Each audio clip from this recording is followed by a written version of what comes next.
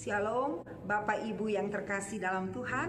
Puji Tuhan, hari ini kita akan kembali mendengarkan renungan firman Tuhan yang terambil dari 1 Tawarik 13 sampai 15. Yang menjadi perenungan saya hari ini diambil dari 1 Tawarik pasal 13. 1 Tawarik 13 berbicara tentang tabut dipindahkan dari Kiryat Yerim. Namun sebelumnya kita perlu mengetahui bahwa tabut perjanjian telah dirampas dan ditahan oleh orang Filistin selama 7 bulan. Terdapat dalam 1 Samuel 4 sampai dengan 6. Lalu kemudian tabut itu dikembalikan ke Israel dan disimpan di Kiryat Yerim.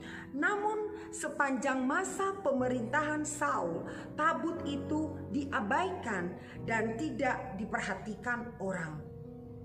Dalam pasal 13, Daud berkata kepada seluruh orang Israel, para imam dan orang Lewi untuk menjemput tabut dari Kiryat Yerim dengan suatu perintah khusus dari Tuhan dalam menangani tabut perjanjian. Namun di dalam perjalanan, Usa mengulurkan tangannya dan memegang tabut itu, sehingga murka Tuhan turun atasnya, lalu ia mati di hadapan Allah. Kisah ini mengajarkan kita bahwa setiap kita dalam melayani dan menyembah Tuhan haruslah sesuai dengan penyertaan dari firman-Nya, mengikuti apa yang Tuhan perintahkan. Bapak Ibu yang terkasih, tabut itu sendiri berbicara tentang kehadiran Tuhan atas umatnya.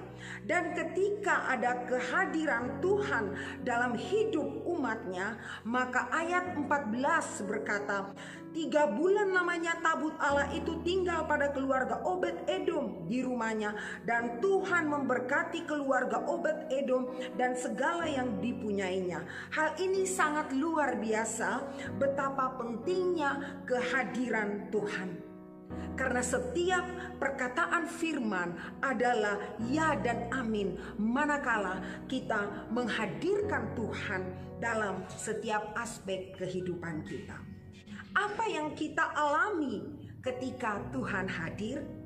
Ada 4 hal. Yang pertama, memperbaharui hidup kita, memperbaharui hubungan kita yang jauh dari Tuhan untuk kembali menjadi dekat, sehingga Allah bisa berbicara kepada kita. Allah bisa mengingatkan setiap dosa dan pelanggaran kita, sehingga hidup kita kembali diubahkan Tuhan menjadi hidup yang baru yang dipulihkan oleh Tuhan.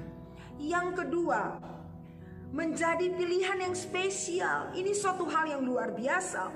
Di dalam ayat 15, pasal 15 ayat 2, seperti orang Lewi yang khusus dipilih untuk mengangkat tabut Tuhan.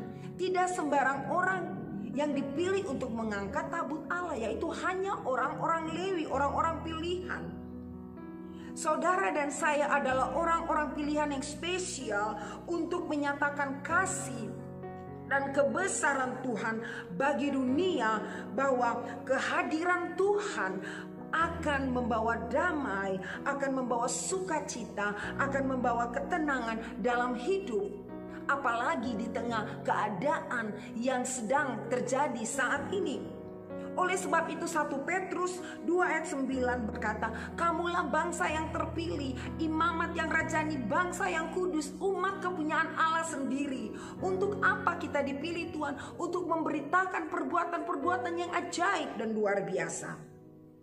Yang ketiga, mengembalikan komitmen dan panggilan kita untuk melayani Tuhan. Komitmen yang hanya berpusat kepada Tuhan, sehingga perjalanan pelayanan kita senantiasa ditandai oleh kehadiran Tuhan yang membawa dampak bagi hidup dan pelayanan kita. Yang keempat, mendatangkan berkat atas kehidupan kita. Seperti yang dialami oleh Obed-Edom, Allah memberkati Obed-Edom dan segala yang dipunyainya. Bukan hanya berkat materi saja yang Tuhan ingin berikan bagi kita, tetapi Tuhan pun ingin memberkati kita dengan berkat-berkat rohani yang semakin melimpah dalam hidup kita. Bapak Ibu, mari kita semakin hari semakin rindu menghadirkan Tuhan dalam setiap aspek hidup kita, sehingga hari-hari hidup kita tetap terus mengalami kehadirannya yang selalu disertai dengan berkat dan mujizat Tuhan. Tuhan Yesus memberkati. Amin.